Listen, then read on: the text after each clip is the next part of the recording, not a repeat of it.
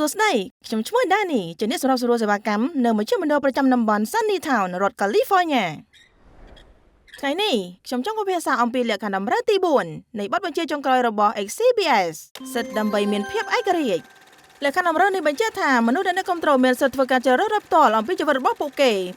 ជ្រើសរើសកន្លែងដែលត្រូវទៅរបៀបចំណាយពេលប្រចាំថ្ងៃរបស់ពួកគេនិងតើនរណាជាមិត្តរបស់ពួកគេដូចជាពេលដែរវិយាការ៉េមួយដើមនិងកូនបាល់មួយបានផ្ដល់ឲ្យ Steven នៅឱកាសមានភាពឯករាជ្យអីចឹងដែរដូចជាអស្ចារ្យណាស់សម្លាញ់ខ្ញុំរីករាយណាស់ដែលឯងបានជ្រើសរើសកម្មភាពដ៏អស្ចារ្យនេះក៏អីទាំងអស់នេះអស្ចារ្យមែនអរគុណពួកម៉ាដែលតើបានកំណត់ថានេះគឺជាកន្លែងដ៏ល្អបំផុតដើម្បីចាប់កូនបាល់ពិតជាលយមែនអញ្ចឹងឯងចង់បានអាហារសម្រន់ឬរបស់ញ៉ាំអីដូចជាពុតលីងសូដាឬរបស់ដែលខ្ញុំចូលចិត្តបំផុតការ៉េមសងកាន់បន្តិចតើខ្ញុំចង់បានអីអញ្ចេះសួស្តីហ្វេនទាំងអស់គ្នាតើអ្នកចូលចិត្តកីឡាបេសបលទេតើអ្នកចូលចិត្តហូមរ៉ាន់ទេនោះអ្នកនឹងចូលចិត្តវិជាហូមរ៉ាន់ជាវិជាសម្រាប់ជើងឯងដែលមានតែនៅ Home Run Concession Stand នៅជាន់ទី7ប៉ុណ្ណោះត្រូវតែមានអាយុ21ឆ្នាំឡើងទៅទើបទិញបានខ្ញុំចង់បានស្រាបៀរហូមរ៉ាន់មានអីបានតើចាំខ្ញុំនាំឯងទៅទិញឬខ្ញុំប្រើឯករាជ្យភាពរបស់ខ្ញុំបានតើ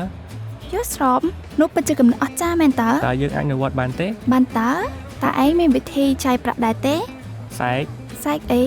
ខ្ញុំគិតថាឯងត្រូវចាយជាសាច់ប្រាក់អ្នកកំ pl ែងណាស់ខ្ញុំមានកាបូបលុយរបស់ខ្ញុំតើសូមបញ្ជាក់អត្តសញ្ញាណចា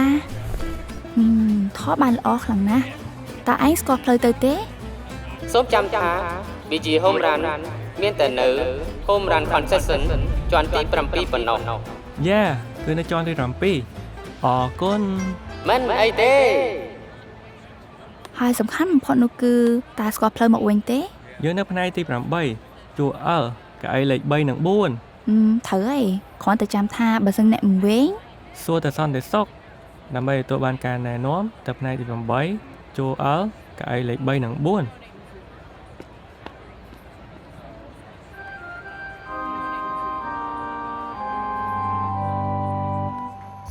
បងមិនដឹងទេតើបងគួរទៅមួយគាត់ឬអត់ណោះទេ Steven ត្រូវតែអាចធ្វើអ្វីៗដោយខ្លួនឯងខ្ញុំគិតថាបងសម្រេចចិត្តបានល្អអរគុណអូខ្ញុំត្រូវទៅហើយប៉ុន្តែអ្នកទាំងពីរអាចធ្វើបានមែនហើយយើងអាចធ្វើបានហ្វៃទាំងអស់គ្នាកំពុងវិញមែនទេថ្ងៃនេះមានមនុស្ស 30000 នាក់នៅទីនេះដូច្នេះត្រូវប្រកាសថាអ្នកចំណាំកៅអីរបស់អ្នកណាអូទេខ្ញុំវង្វេងហើយតើអ្នកអាចជួយស្វែងរកកៅអីរបស់ខ្ញុំបានទេតើទេមិនពិតជាទៅទិញវិយាដោយខ្លួនឯងឬខ្ញុំឆ្ងល់ណាស់ថាពេលនេះគាត់នៅឯណាទៅអញVenus ធូរចិត្តអ្នកធ្វើបានហើយធ្វើបានល្អណាស់សម្លាញ់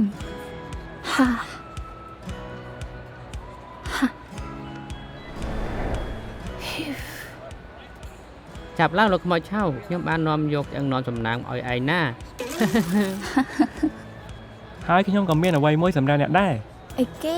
មិនសមសោះការ៉េមយ៉ាមិនបានជិះដឹងឯងចេះចិត្តវិជាមែនពេលនេះងើបឡើងទៅយន្តដំបងនាងក្រវីចុះឡើងហើយវាជាហូមរ៉ាន់សម្រាប់ភាពឯករាជ្យរបស់ Steven អរគុណJumbotron មិនអីទេឡយមែនពិតជាចាប់បានល្អមែនមើលទៅហ្វេននៅទីលាននោះណោះ